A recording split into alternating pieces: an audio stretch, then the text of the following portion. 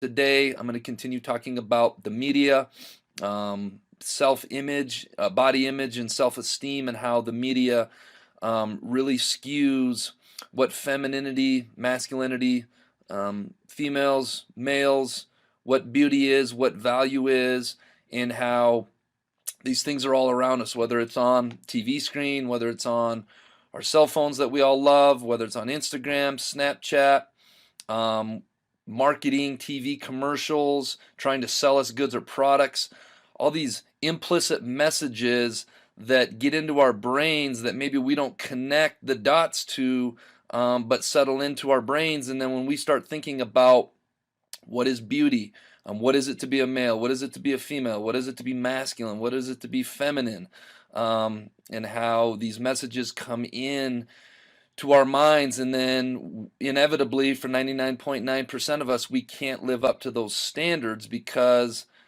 those standards aren't realistic in the first place, and how that affects our self-esteem. I talk all the time, middle school students, it's a tough time in your life, going through puberty, um, socially trying to connect, maybe becoming romantically interested in other people. You start becoming more aware of yourself, how you're different from other people.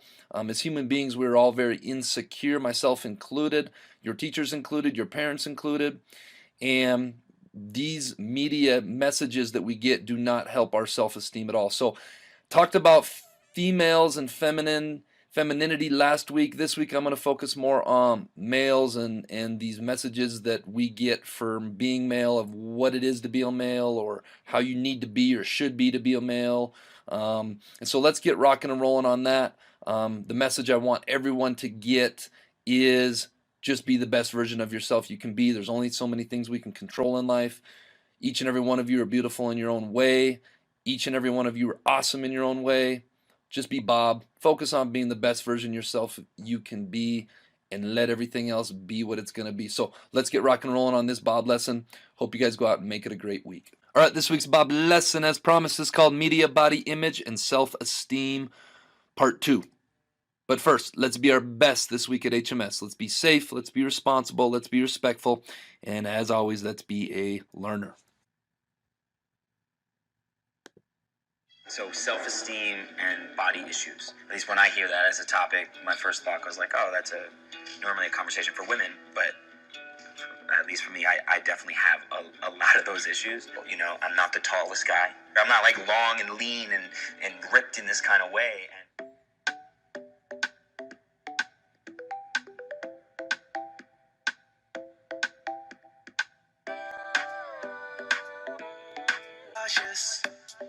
I obviously don't fit that mold, and I never have. I see pictures of like male models on Instagram, like I could be doing better. Sometimes I feel like, oh my God, I feel so good. And then sometimes I feel like I don't even want to come out from under the covers. People tell me not to lose my self-control. People tell me to be flawless. People tell me not to let myself evolve. And I think I don't really get it. I think it's all just a peculiar game. And soon I wake up and I forget it. And everyone will know me by a different name. Oh, the media. Oh gosh. How does the media define our bodies? I think it sucks that the media defines our bodies, because it doesn't give us a whole lot of room for us to be ourselves and be comfortable in who we are.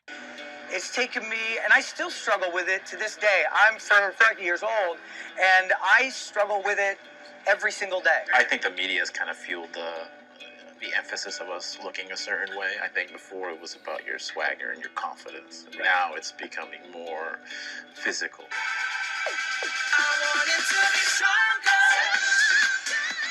I want it to be everything for you. Oh, hey, I think you know everybody here. Wait, really, can't you? Oh, no, don't worry. Just keep your hands and feet away from his mouth. Don't you have any respect for yourself? This is absolutely gross.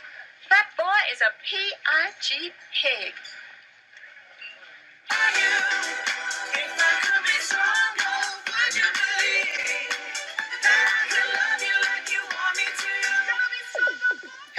guys, don't go in there. This is breaking and entering. Schrader, come on. Don't be scared. I'm scared. I'm not scared. You're scared. Schrader, you were scared to try the new flavor of Dr. Pepper. I told you that in confidence, Hans. Schrader, you were afraid when your tooth fell out because you were terrified of the tooth fairy. That's actually legit.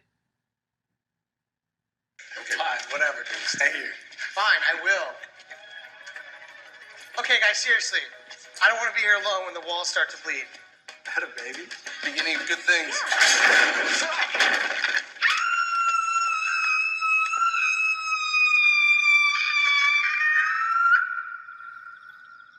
Schrader, what the hell was that?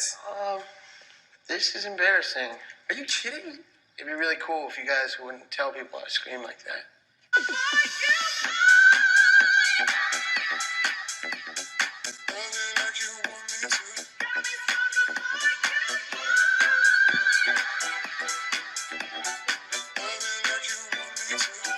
think it all just goes back to like that caveman mentality of like the bigger, stronger, more prominent male is going to be the one to attract the most women. I held my breath every time. I tried to keep myself dry, but did I ask too much? If I could do it. I actually, when I was in college, I was getting really bad acid reflux, and I was having really bad digestive problems. It turned out I didn't have a problem per se with acid reflux. I had a problem with overeating, and I would overeat, and I'd go to the gym, and I'd gorge myself trying to get bigger. But Would you believe what I said? That I still want that rush. And I think I don't really get it. I think it's all just stuff like you realize. Yeah, I think it's amazing that even when you watch something like the 300, you're like, all right, obviously these are guys who just live in the gym, blah, blah, blah, and that's all true. But even if you live in the gym, you're not going to look like that. Yeah, they're gonna spray in those abs to shadow it to make it look Amazing. like a comic book. Yeah. And everyone will know me by a different name. I want it to be stronger. I think my freshman year of college, I was like 245. And at the end of my freshman year, I got a talking to from my department about my weight. And they were like, you're like a pop singer and you're a tenor. You're never going to work. So I signed up for this clinic out here. I lost 60 pounds in 2.5 months going to this clinic. And I came back to college and they were like, well, now you're in between skin. Damn, wow. And it's very embarrassing as a man to say it, but I had a full-on eating disorder.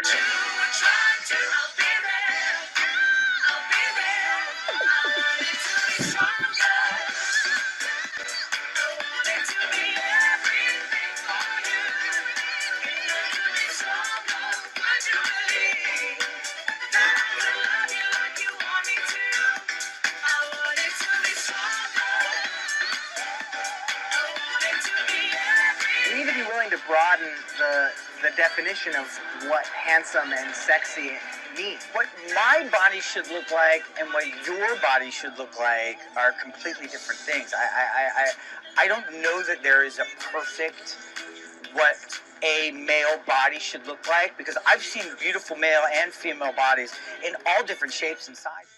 Heaving giant muscles, I think it makes those of us, and I include myself in that are diminutive and skinny, small dudes, like it. All right, let's finish talking about some of the characteristics that the media sends us about how males or masculinity should be. They should be masculine. They should be the breadwinners of the house when you get a little bit older. They're the ones that make all the money. Rough and rugged, aggressive. They should have short hair. They should be dirty from working.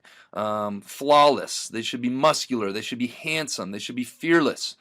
They should be lean. Should be insensitive, meaning not having feelings or not talking about their feelings. They should be ripped. They should be a leader. They should be tall. They should be independent. They should be loud and boisterous. And they should be a provider. And these are the things that the messages media sends to us, that to fit inside the box of being masculine or being a man, you must be these things. And these are faulty messages that we are getting. And I want everybody to know that fitting inside this box, life's not about fitting inside a box. Life's about being the best version of yourself, whether you're a man or a woman and you have masculine or feminine traits, because we're all very different, and there are many, many, many different shades of gray, and we're all built and made exactly how we're supposed to be. And our main focus should just be on being the best version of ourselves we can be. All right, this week's quote of the week is, love who you are and love one another, folks. That's what this is all about. All right, let's give away some jelly beans, shall we? Last week's winners, Milo Seeley, Harlan Kellman, Madeline Schnittgen, Gemma Bond, Maddie Bender, and Jack Peterson. The only 2 letters put together that were not names of girls was EW. I don't know what that would be. Nice work, crew.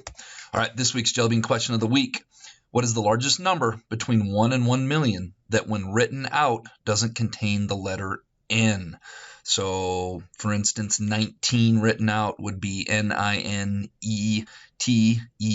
That's got 2 N's at 19. That's got 3 N's in it.